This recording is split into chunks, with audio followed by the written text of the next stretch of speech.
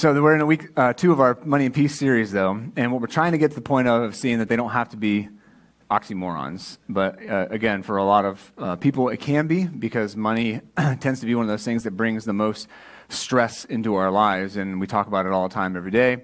And that's where this series came from, was talking to people in our church, talking to people in town, watching the news, and trying to get an understanding of where people are. And a lot of things came together to say, yeah, this is a series that we got to do. And the videos that you'll see at the end of every sermon of people from our church are people that were in my circle at the time, that were just bouncing around in my life, that were like a part of the journey of me listening to God and hearing that and watching them. And sometimes it wasn't conversations that I actually had with them. It was just kind of watching them from a distance and knowing how they were living their life. And so wanted to just make their stories a part of this. But there's a lot of stories in our church that are not going to be in these videos, because we're only going to do this for 6 weeks. But there's a lot of people here that are being faithful, and it's pretty cool. And finances are something, though, that we have to be very countercultural. So I saw a meme the other day that actually Dave Ramsey posted, and he said, and I can't remember the time frame, but especially for younger people, if you invested just $100 from the ages of 18 to your late 20s or early 30s, I can't quite remember what the age was. I'll have to look at that for the second service.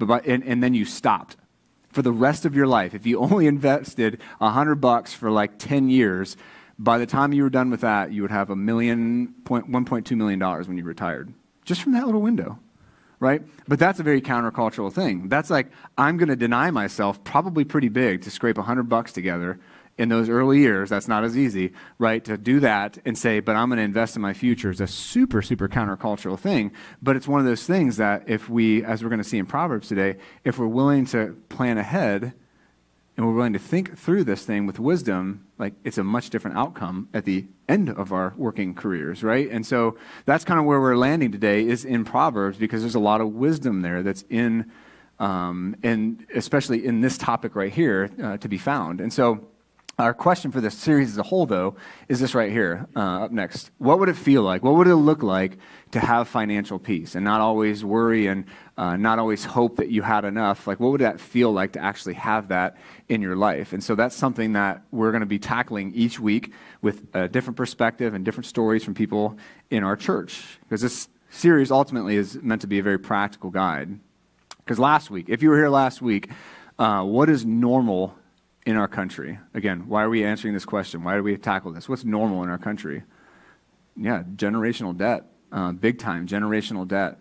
That's something that is just the way it is now. And that CNBC article that I read, as you can see, having debt is normal. But the important thing is to stay on top of it so that you can enjoy better products at lower rates for years to come. That was the final line out of that article. And they just got done showing how crippling debt is, especially for my generation and Gen Z coming up. There's going to be some pretty crushing debt as far as college goes, right? And those are a lot of people that they bought the dream. If I just get this degree, everything will work out. Then they graduate, and it didn't, right? And all of a sudden, they're trying to find jobs. They're working minimum wage jobs. They can't, and they got this mountain of debt piling up. And so there is something that needs to be done about that. I don't know, just giving money away is a good thing or not. I don't personally agree with that, but hey, we don't have to agree on everything, right? But at the same time, man, how can we use wisdom as followers of Christ to help the next generations coming up say, there's actually a way to do this where you don't have to have crushing debt? And that's where the wisdom of God comes from. That's where if you have kids, if you have grandkids, if you have people in your life that you can influence and lean into, even your same age, it's there is really a wisdom of God in this, and that's why we're doing Financial Peace University. That's why this series is going to end in that. So regardless of whatever stage of life that you're at, you can hear the wisdom of God, and you can then be an influence. Because I know the danger here with this particular Connect group that we're going to do is, look, man, I'm retired. I don't need to go through that. But can you still be an influence? Are you still called to be a light? Are you still called to point people to the hope of Jesus Christ? Absolutely. And this Connect group is a super practical way to be able to do that so that you can be an influence, a godly influence in the people around you and those that are coming up behind you. Because that's where a big part of this is where my heart is for younger generations that are they're coming into a system that is killing them, and they don't know any better. And it's like we looked at last week, it's just normal, right? So that's where this comes from for me. And then it ties into, this question ties into the gospel in real life thing too. So I want us to be able to understand that gospel in real life for the 2023 year for us means taking Scripture and showing you how it applies to, changes, and ultimately blesses your life. Like that's 2023 here at Quabog Church, is the gospel in real life. Let's see how this stuff actually applies in real life. Because again, normal for us is not good. What are we going to pass down to the next generation? Will it be normal and more of that? Or will it be godliness? Will it be wisdom? Will it be financial peace? And this is just such a big topic that I think all of us can have really a lot of influence in. I want to caution too, don't be all like, oh man, I've not done this right. I've not made the right decisions. As you guys honestly showed last week, and I appreciate your candor. It's like, we've made some mistakes. We've not done it right always, but that's different. Right? There's changes we can make no matter what stage of the game we're in.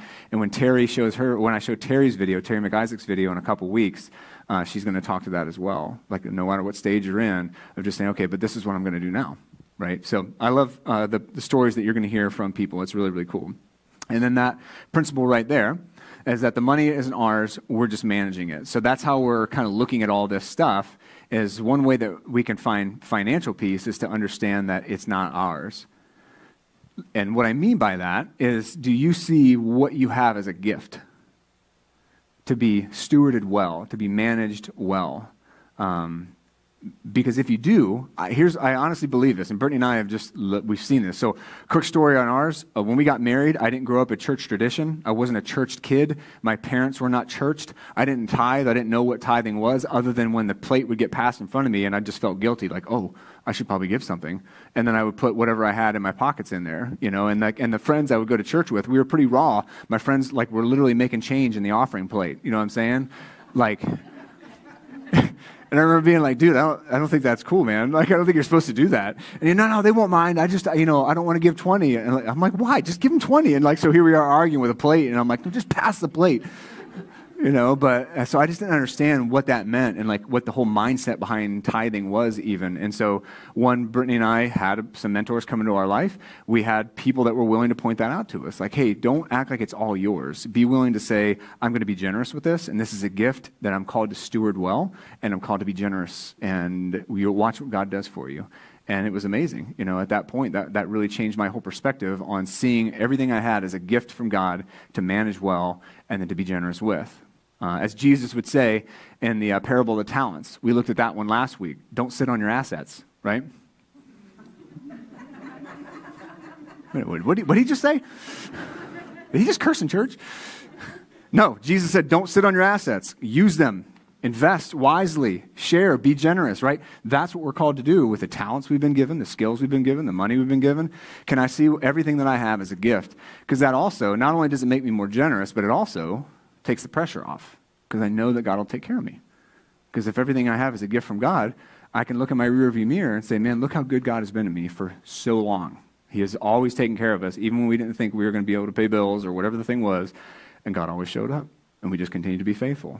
So having that mindset, for me, it really does lead to a lot of financial peace, because this also changes the way you view yourself. So for those of you that have smoked or struggled with smoking, the best thing to do is not to say, oh, no thanks, I don't need that cigarette, I'm trying to quit. The best thing to say is, no, I don't want a cigarette because I'm not a smoker. And that's not just positive talk. That's just the way you think about yourself matters, right? No, I don't need a cigarette, I don't smoke, I'm not a smoker, rather than, oh, I'm trying to quit. So if you see yourself as a generous person, not, I'm trying to be better with my money, I'm trying to be more generous, I know that's what God wants. No, I'm a generous person. No, I manage my money well. I don't buy things that I don't need because I'm not concerned about what everybody thinks, right? I'm not wasting $1,000 a month on coffee from Dunkin'. I act like a pauper and I make it myself at home, right? I'm just barely getting by. I got to make my own coffee in the morning. But, think about it. There's a ton of stuff we waste our money on, and then people are like, man, we're just out straight. But they got 20 memberships that they, don't use. and this money just like goes out the window. It's just like it disappears a lot for a lot of people, and we are literally the richest country in the world. So how you think about yourself really does make a difference. I'm just a generous person, and I manage my money well. If you keep talking about like I want to or I'm trying to, that just means you're not really. But if you say I manage my money well, that means you're managing your money well, right? And if you talk like that, don't be a hypocrite, right? Like, no, I'm not perfect, but man, like this is something I'm doing and I'm working in a good direction. So how we think is important in this topic here. All right, so that's our first one. So how you see your money is a huge thing that can bring generosity, bring peace. And then the second one this week we'll hit on is that wisdom and community are absolutely key. So today we're going to hear from Jay and Joanna Sperry. They're a couple that was in, are in our church, and they were in my Connect group this last time around.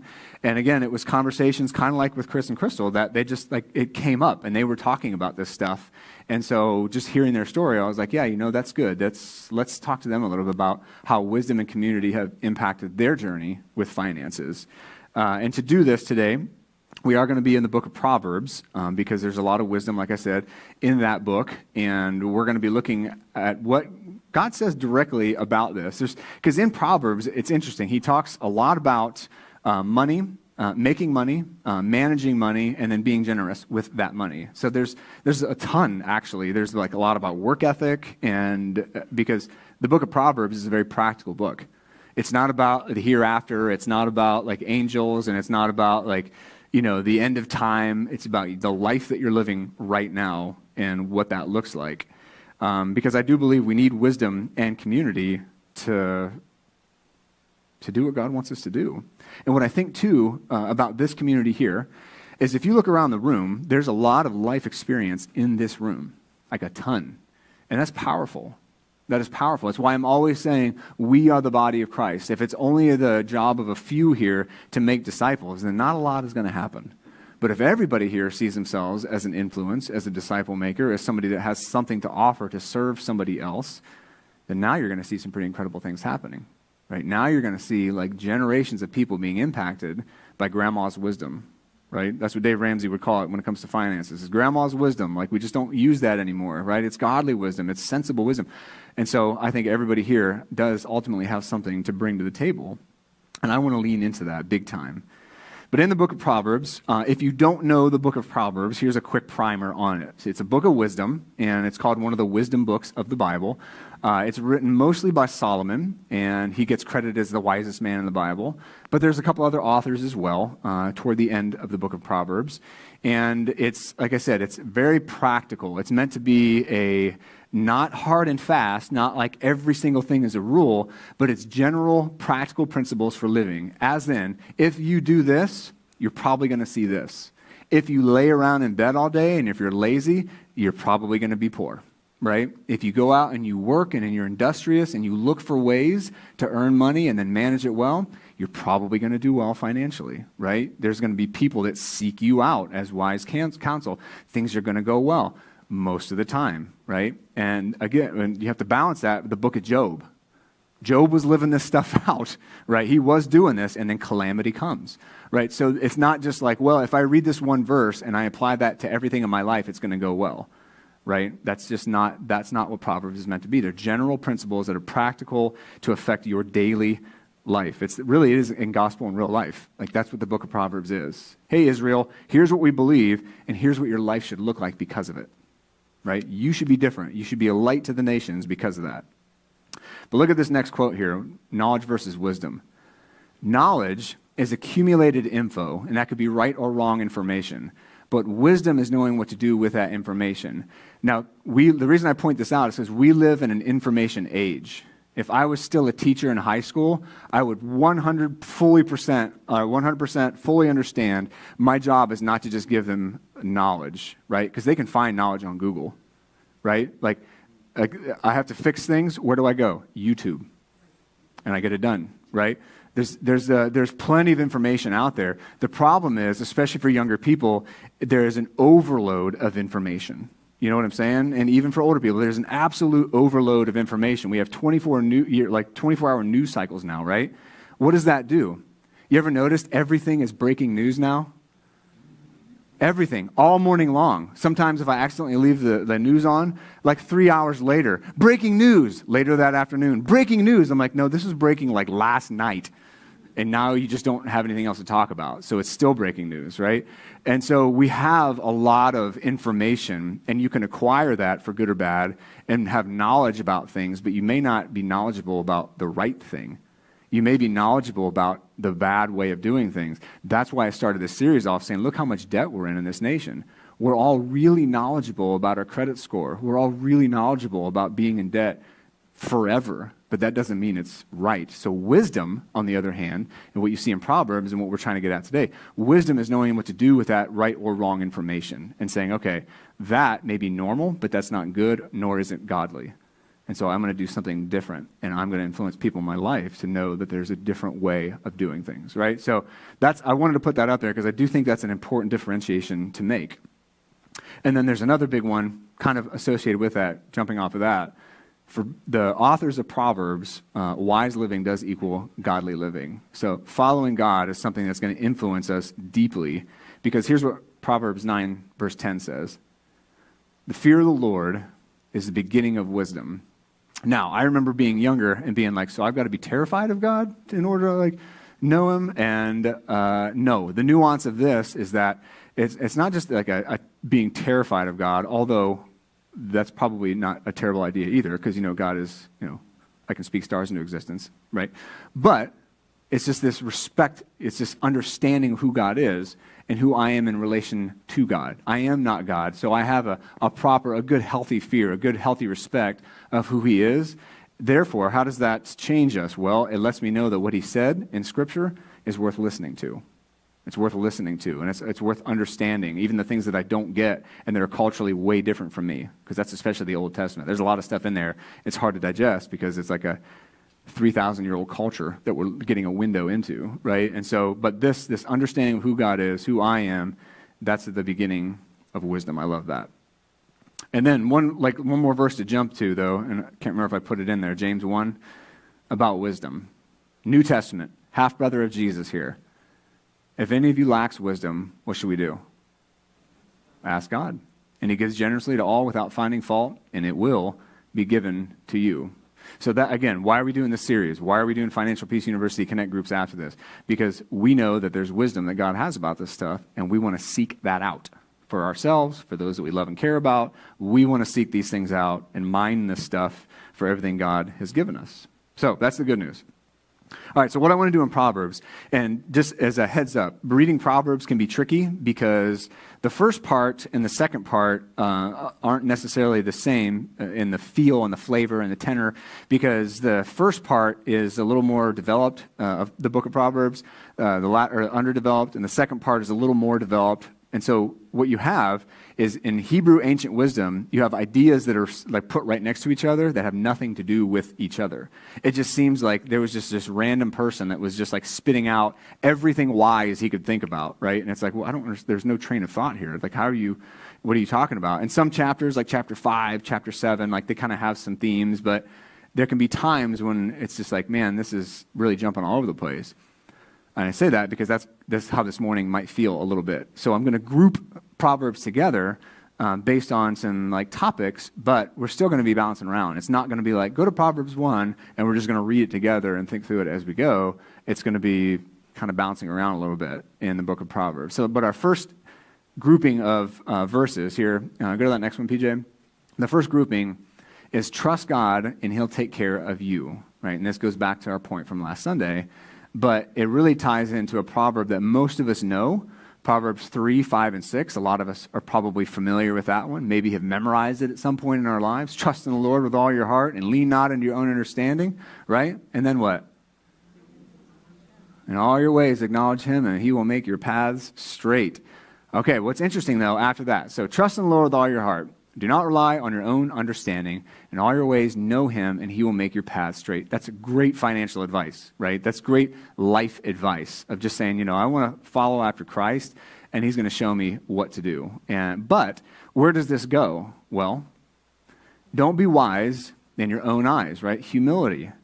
Fear the Lord and turn away from evil. This will be healing for your body and strengthening for your bones. And again, this is general life principle here, but it has a flavor of finance because where these verses go right after this, verses 9 and 10, it's this idea that following Christ really does bring freedom. Following God really does bring peace when you start to align your life to what he says, because in verses 9 and 10, honor the Lord with your possessions and with the first produce of your entire harvest. So back then, of course, it's a pastoral farming society. So now it would just be money, right? Honor the Lord with your finances. In verse 10, then your barns will be completely filled and your vats will overflow with new wine.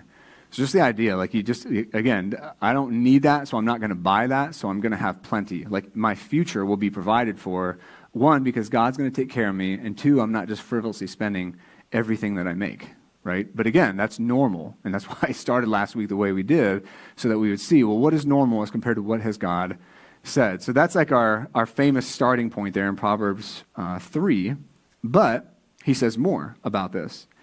In Proverbs 16:3, he says, and this is one I've loved for a long time, I've had memorized for quite a while, commit your activities to the Lord, and your plans will be established. Commit your activities to the Lord, and your plans will be established. So this is, again, it's just the wisdom of God, like the ability to say what God has said, and so we're just setting the foundation here. We're setting the foundation because we are going to talk about, in just a minute, we're going to talk about the verses that speak specifically what we're talking about. So if we can take this knowledge as a foundation, that I'm going to commit my activities financially to the Lord, I'm going to follow his plan, and then my plans can be established. Well, what is his plan? We are going to get to that. But it's like listening to the wisdom of God is huge. All right, so then we get into like what Jesus talked about last week. Use your wealth to take care of the less fortunate. This is a really big principle. So think about this. God's setting up the nation of Israel, right? So we're talking like, 2,000 years before Jesus here. So about 4,000 years ago when God is setting up what he's going to do with the nation of Israel. And he's beginning with Abraham. And then Moses comes along 1,500 BC. So this stuff's forever ago, right? 4,000 years ago, 3,500 years ago. But 3,500 years ago, he's going to say to Israel, all right, this is what it looks like to be a country. This is what it looks like to be my people. I want you to understand what it means to follow me. And as a part of that, there was a lot that he talked about taking care of the less fortunate. Your fellow Israelite, even people that came in to your country, taking care of them, providing for them. So this has always, from the very beginning, been a big deal. And God has actually levied punishment against people that were selfish and people that took advantage of the poor. Old and New Testament. And then you see Jesus on the scene in the New Testament, and he talks about it a lot, about caring for the poor. And you see that all the way, like in all of Paul's missionary letters, like when he's out and like building churches, a big part of that was like, hey, let's support each other. Hey, let's be generous. So that's a huge theme of the entire Bible, is to take what we've been blessed with and care for the less fortunate. And what is cool to see, Barna did a study on this very thing last year, and they polled thousands of people all across our country, and they polled people that were in different categories. So there were people that said they were Christians, but basically non-practicing. So like, yes, I believe in God, but it's kind of fuzzy what that means. And then you had another category, like practicing Christians, those that go to church at least once a month, and faith really does define a lot in their life for them. And then you had people that were of some other religious persuasion, and then you had the fourth group who were just didn't believe in anything. They were not Christians at all. And what was interesting to see on that spectrum, the people that they interviewed, was that Christians really actually, like practicing Christians, those are like, I'm going to church at least once a month and faith has defined my life. You can see the generosity spike for that group, which is actually really encouraging. Like people that call themselves Christians and go to church, statistically speaking, are actually generous people. More so, actually quite a bit more so than atheists, which I wouldn't have really thought. Like I honestly, that surprised me. I didn't think that I just figured it would kind of be even across the board. But it's like, oh, okay, so people that say they're followers of Christ actually are being generous financially, which is pretty interesting. So, because that's what we're supposed to do with it. We are supposed to be generous. And then the next one that he gets into in Proverbs, and this one here we're going to spend quite a few Proverbs talking about, actually. Forget about getting rich quick and trying to impress others. And this is our problem. This is where we were last week. But this here is something that is talked a lot about, and it can get us in a lot of trouble. The image that we're trying to put out can get us in a lot of sticky situations, and it can get, and again, into generational debt. And listening to the Dave Ramsey podcast each week, people calling in, one guy had like $100 and some thousand on credit cards, and they were asking him like, well, how many credit cards do you have? And he said, I have about 20. And it was like, man. And this guy was just buried, and he just felt so hopeless. And it was tied up in all these different things that he'd gotten himself into, and he just kept doing it and kept doing it and kept doing it. And it's like, so this is like very real stuff that we're talking about here. But what I love, though, is that the wisdom of God is getting people out of it all the time, right? All the time, through Financial Peace University, through the wisdom of God. Like, it's really pretty cool.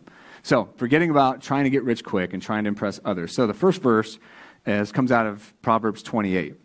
And it says, a faithful person will have many blessings, but one in a hurry to get rich will not go unpunished. So for me, to make this like 21st century, I see this like on YouTube and TikTok, on Instagram. Like there is so many different get quick rich schemes. There always have been, right? Pyramid schemes, right, have always been a thing. Like there's been lots of ways to where I can make a ton of money and have to do nothing.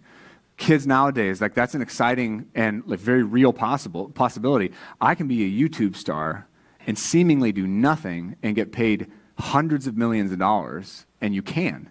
I mean, that's the crazy thing. Like I can sit with a cell phone in my room and I can have millions of followers and I can literally make all kinds of money. And so there's lots of kids that want to do that. And hey, if you can, there's nothing wrong with that. But the idea, though, that I'm not going to have to do much and I'm going to get rich really quickly, a lot of people fall into that second category there. That what does unpunished mean? Well, they're not going to go unpunished means they're going to have some pretty bad consequences for that. People that have invested in dumb things, people that have tried their best to get rich as quick as possible have faced really, really, really harsh consequences for that, right? Cryptocurrency was one of those things. And not that that's like cryptocurrency's dead, but that was definitely for a lot of people fell into that category. And so this, again, the wisdom of just going slowly, just being faithful. Like I said, $100 for 10 years from 18 to 20 something is going to net you about $1.2 million if that's all you did. That's a slow, long game, but it's not the world that we live in. So biblical wisdom. Next, about this idea of going slow. Better to be disregarded and have a servant. So you don't have much, but you got a little help, than to act important but have no food. And again, this is another big problem. So people that want to look like they have a lot, but at the same time, they can't afford to turn the lights on, right? They buy a big fancy house, but they can't fill half of it with furniture. They buy a big fancy car, and then they're having to like eat ramen. You know, it's like, so they're like running around. I remember when I lived in North Carolina, I worked on the river, and so and it was like an hour away, so we had to go through all these ridiculously little towns to get to the river in order to go down the river. And I remember thinking it was so odd because there was a lot of rural poverty there, and you'd have these rundown, rickety trailers, and then like Hummers sitting in the front, right? And it was just like, these people are barely making it, you know? But again, it's that image. I'm going to leave this trailer and I'm going to go and be somebody else because I'm in a Hummer or I'm in like some fancy car. And I would see them like BMWs, all these cars that like, and not necessarily that they're all brand new, but this image that they wanted to put out when obviously things were not going that well. And so, you know, this principle of like, what do people think about us is a big deal. And again, to remind us, wealth is not a bad thing. We do know that. Rich people aren't bad people. There are some bad people that are rich people, but there's a lot of bad people that are poor people, right? So I'm not saying that having money is a bad thing. It's not. And buying nice things is not a bad thing. That's been in Christian circles for a long time too, and that's super unhealthy. But to be so imbalanced is what this is talking about here, to just be trying to look the look. All right, and then next, he says, Proverbs 13:7, one person pretends to be rich, same idea, but has nothing. Another pretends to be poor, but has abundant wealth. I know people like this as well. Interesting story also, when I lived in North Carolina, the guy that invented angioplasty had a house where I worked. And so here he was, Mr. I invented angioplasty, and I probably couldn't even talk with this guy. And I'm there working on his dog fence. So I'm kind of feeling an imbalance here, right?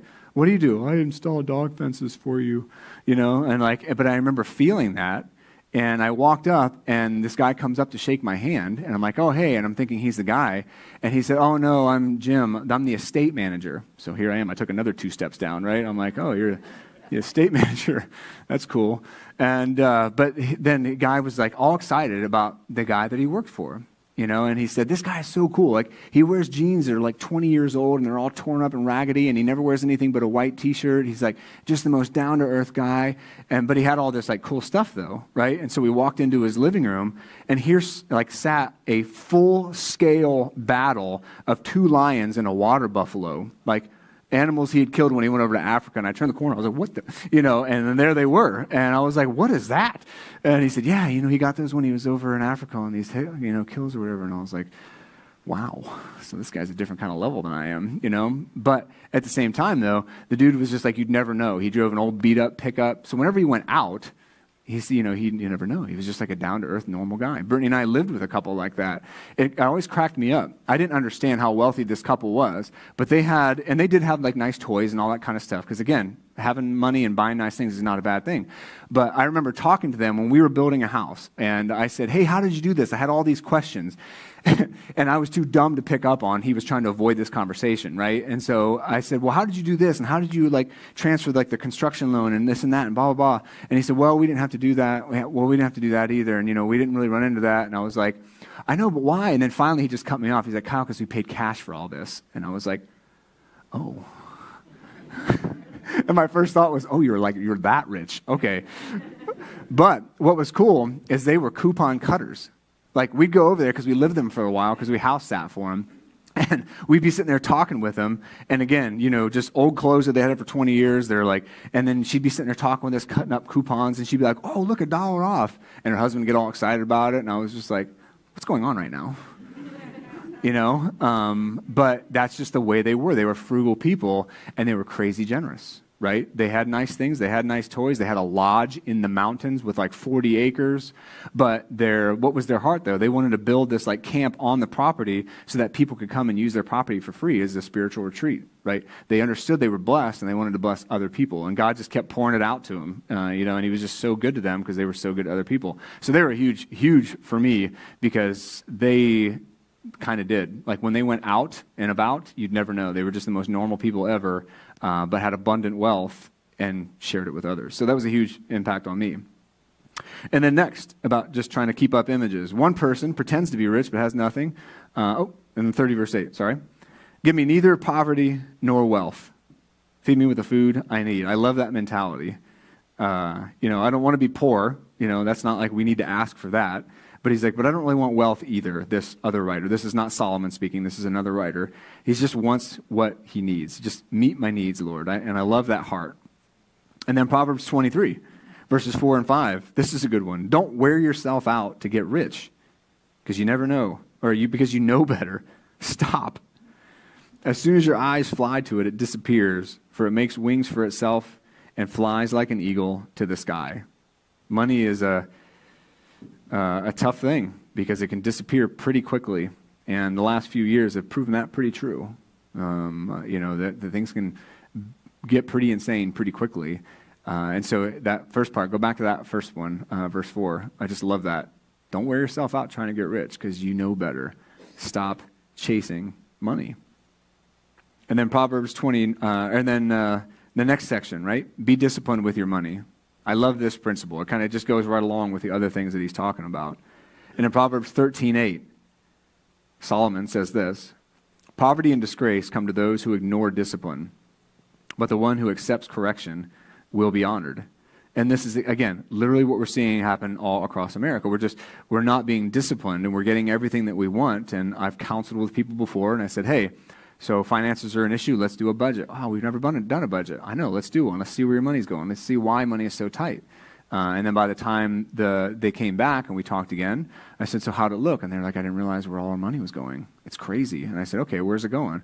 Well, we spent about $700 on cigarettes and about $400 on going to Dunkin'. And I was like, it's a mortgage payment.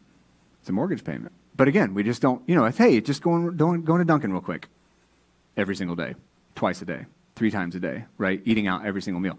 And it just disappears. And so the wisdom of God, those that are not disciplined are going to find themselves in trouble. So just being disciplined with your money, because it's a gift that we've been given. So the correction part there, that's just the humility part to say, okay, maybe I can do this better. And then I shared this proverb last week from Proverbs 29. Without revelation, people run wild. Right? That's, again, the thing that we're seeing. But those who follow divine instruction, they'll be happy. I love that's kind of how it ends, that they'll be happy. And then Proverbs 27, again, about being disciplined. Know well the condition of your flock and pay attention to your herds. Now, other than maybe Andy, that doesn't make sense to anybody here, right? Maybe Bill. We got a handful of farmers here. But the rest of us, man, I don't have a flock. I have a dog and some kids, so maybe that counts. But what he's saying, though, this is the currency of the day. Pay attention to your currency. Pay attention to your finances, right? Be disciplined. Don't just let it disappear.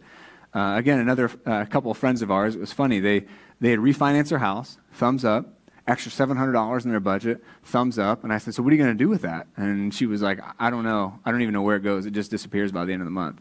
I was like, $700 just disappears? And she said, yeah, I know. Isn't that bad? I was like, yes, that's bad. I was like, pay attention to where it goes. Know your flocks well. I should have said that to her. But it's just, again, it is. It's super easy just to have money disappearing. And they were a pretty well-off couple, so $700 for them was maybe not as much, but still, right? Pay attention to your flocks. Pay attention to your herds. It's important. Be disciplined. All right, and then lastly, so we looked at the wisdom. Now I want to look at community and counsel. So intentionally seek out wise counsel. And he says in Proverbs 11:14 this, without guidance, a people will fail, but with many counselors, there is deliverance. Same thing, 15:22, he brings up again just a few chapters later. Plans fail when there is no counsel, but with many advisors, they succeed.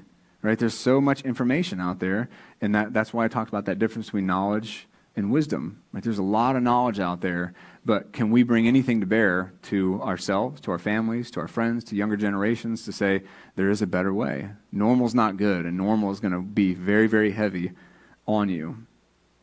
But having good advice, right? Can we be good advice? And then chapter 20, verse 18, a few chapters later, same idea. Finalize plans with counsel and wage war with sound guidance. Now, not many of you are waging war in reality, but you are if we talk about this, if we talk about what's normal, what bears down on us that we're given by culture, like the unhealthy way we relate to one another. If we look at that and say, no, I'm waging war.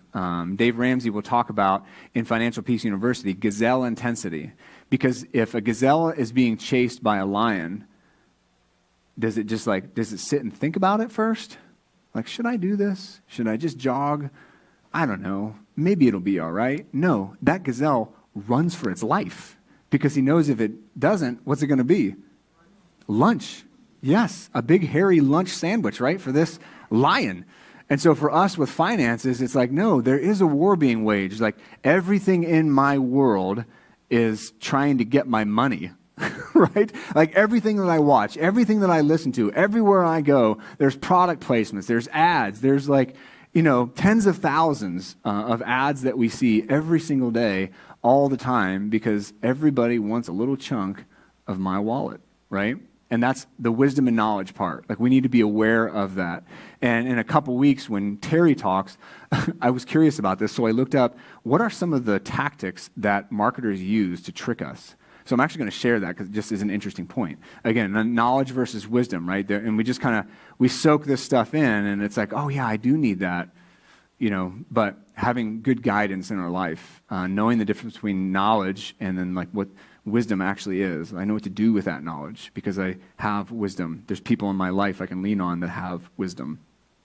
And then lastly, this verse here, 24 verses 5 and 6. A warrior is better than, a wise warrior is better than a strong one, and a man of knowledge than one of strength. For you should wage war, again, with sound guidance. Victory comes with many counselors. Like, let's have good people in our lives, like good godly people, and be humble enough, as it said in one of the other Proverbs, humble enough to listen to when they say, hey, you probably shouldn't be doing that. Humble enough to actually make those changes and do that and be able to bless other people, because victory will come with many wise counselors. So I think I put these up here again. So just some things. And again, Proverbs is a big book, 30 chapters, or 31 chapters, sorry. Trust God, and he'll take care of you. Wealth isn't bad. He will take care of you, and he will bless you, and that's okay to be blessed. And I'm not talking about health and wealth preaching, if you've ever heard of that. It's like, oh, if you just give, if you just do this, God's just going to open the floodgates. And he's like, I'm like, well, what about the 2/3 of the earth that lives in poverty? Do they just not love God? Is that what's going on with those people? No, that's because that's not what God promises. But he does say, if I give you wealth, don't sit on your assets, right? Do something with that wealth. Be generous to other people. You know what I'm saying? Trust him. He'll take care of you. Next, use your wealth to take care of poor, the less fortunate, those that are struggling, those that are hurting, right? That's a big theme you see. Next, forget about getting rich. Don't chase after money, and don't try to impress others, because it will lead to ruin trying to do that, making sure everybody knows what you've got and the places that you've been and all that kind of stuff. Next, be disciplined with your money. Such a basic principle, but again, it's a difficult one. Easily said, more difficult to do. And then, intentionally seek out wise counsel. So this week, I talked to Jay and Joanna. I did a little bit a while ago, and then I'm going to show the video today, though. And I wanted to work through these ideas that I talked about today to ask them, what did this look like, practically speaking, in your life? Right? Because it's one thing to read Scripture together and talk about that and say, okay, these are principles that we can live by. This is knowledge that I can not only live out, but pass down or pass across. But what's it look like in somebody's actual life? So here's Jay and Joanna Sperry sharing their story.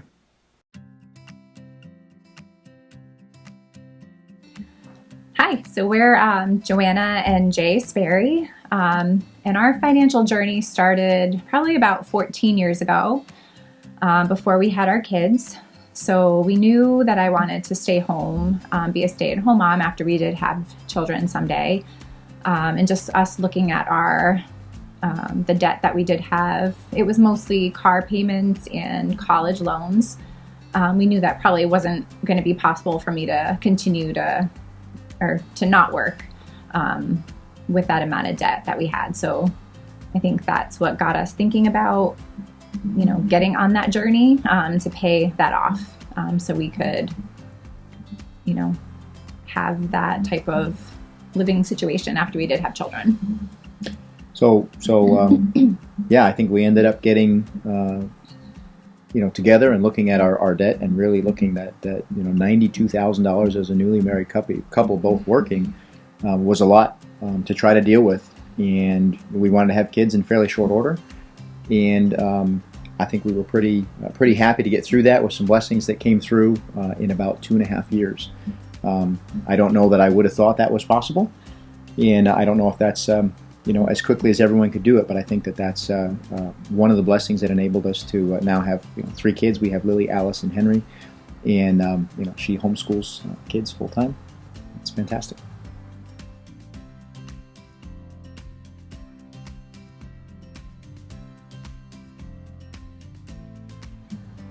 I think we got on the same page pretty quickly.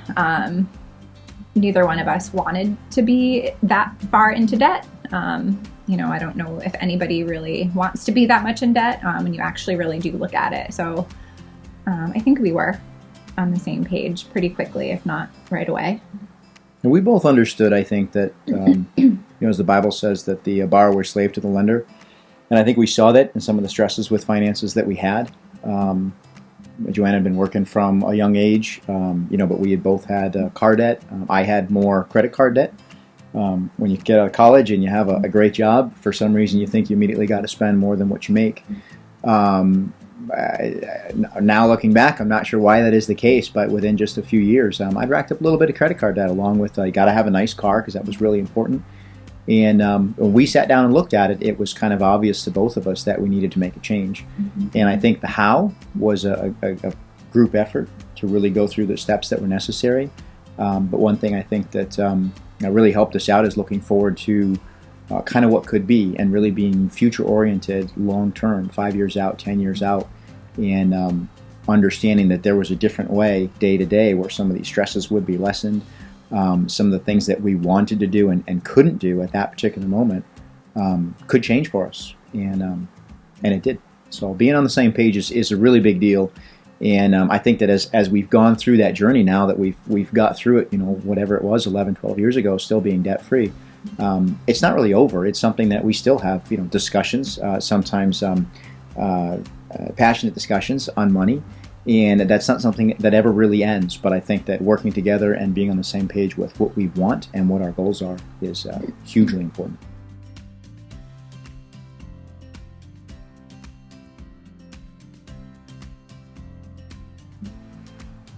Okay, so talking to different friends and family members just about their personal financial goals or situation.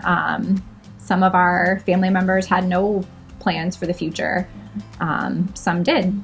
Some friends had no plan, and some did. So it didn't take us long to figure out which group that we wanted to be in. Obviously, we wanted to be prepared for the future. So. Yeah, I think there was a lot of examples in our lives of things that, when you see it and you say, what can we do better, right? And I think that's the right attitude to have, is to always have that incremental improvement in your life in general. And I think that's something we're both pretty good at. We see it especially now with kind of raising our kids and trying to make sure that they grow into the godly young people that God wants for them. How do we make that intentional on a daily or weekly basis? So looking at some of the examples around us, I think we saw a lot of things that we said there's got to be a different way. And then I know that particularly in the realm of investing and things like that, I had no idea. We didn't have a lot of people that were familiar with that type of topic, and I had to go and find some of those people. So I think one of the things critical for me, at least, now that I'm the one working and have been that way for a long time, bringing in money, is to create that network, right? Create that network of people that are folks you look up to, folks that you respect, and how do you find those type of people and say, yeah, that's it. They've got what I want, and I want to learn from them. So that's another point too. So you can have both good and bad examples, but you can learn from both of them. You got to be intentional in creating those relationships.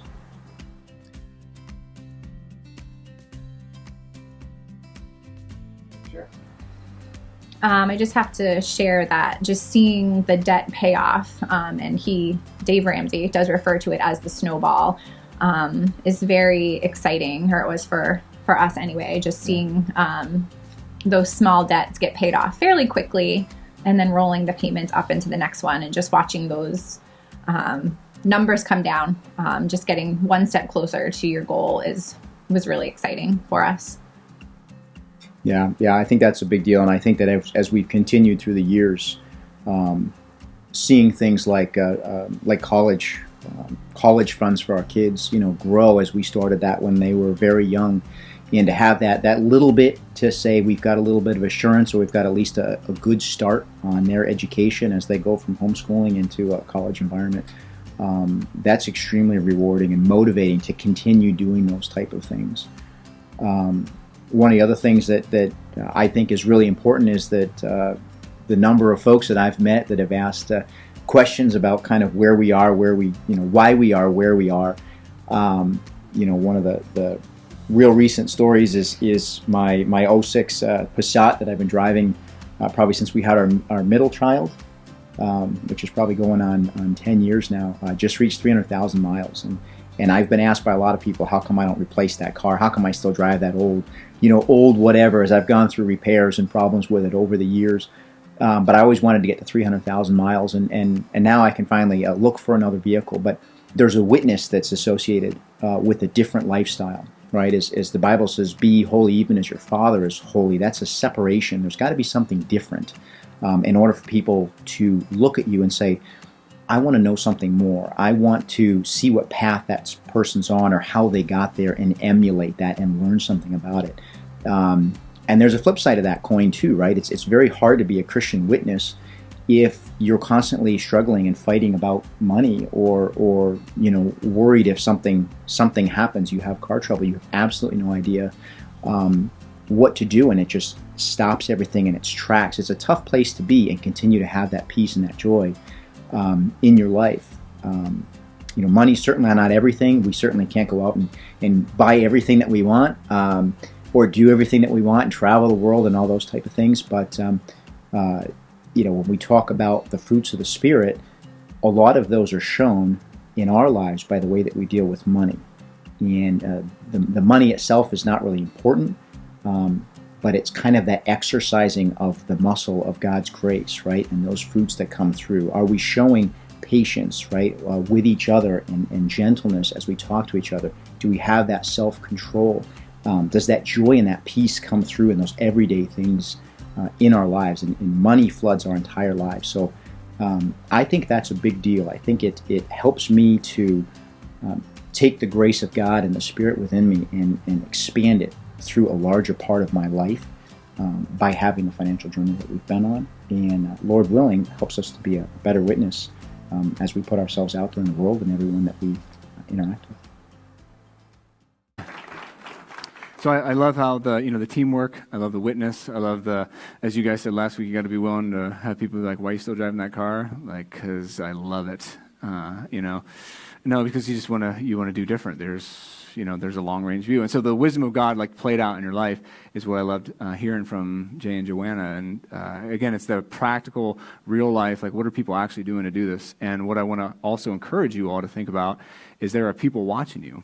There are, as they mentioned, they for years have been watching people, and it's like, well, I've not done it right, and I don't really know. But it's like, are you able to be a conduit for the wisdom of God, right? That's like a good way to look at it. Are you somebody that can say, you know what, hey, there are these connect groups that our church is doing. Like, this might be good for you right now at the stage of life that you're in. Or you go to the connect group and you get all this information, then you get to help other people, like Jay said, just to be a blessing to other people. Because I'm watching people in this church, how they're doing things. Gary and Brenda, I'm going to make their video today, and they're going to be doing one for us. And they're just people. Like, I didn't really talk to them about it. I'm just watching you guys, how you're doing things. And I'm watching how it's affecting your kids. And so I'm like, okay, let's talk to them, right? And they're not doing fancy things. It's just like I'm watching people that are a stage or two ahead of me. How are they doing it? And if they make mistakes, how do they get over them? Like, what corrections do they make? So we are all people of influence in this, and I think it's a big thing to remember. So just to hit again, our first one from last week. The money isn't ours. We're just managing it. Such a great way to look at it. And then number 2, wisdom and community are key. And I wonder for us personally, wisdom and community, are we seeking those out? Are we being intentional about that? Are we being intentional about being wisdom for somebody, maybe being community for somebody? And that's why we get to do what I love about this is the reason we're doing Financial Peace University, like literally, honestly, the reason that we're doing it is because we had people that have done well and they are generous and they have sponsored Financial Peace University so that we can give it away for free to our church and anybody else. We can give it away to the whole world if we wanted to. We have unlimited licenses that we can give away because people have said, hey, I believe in this and I want to sponsor this so that our church can do this. And that we can eventually, in the future even, use as an outreach. We can start publishing online an event. Hey, are you having issues with finances? Come to this one-day seminar and we'll help you. And then we can say, hey, let's build some groups off of that. Like people that don't go to our church. Like, let us help you. Let us be a part of this community in a good way. Why? Because we've had people that took this stuff seriously and now they can be generous, which is pretty awesome. And that's what we're talking about ultimately here is the body of Christ, be in the body of Christ.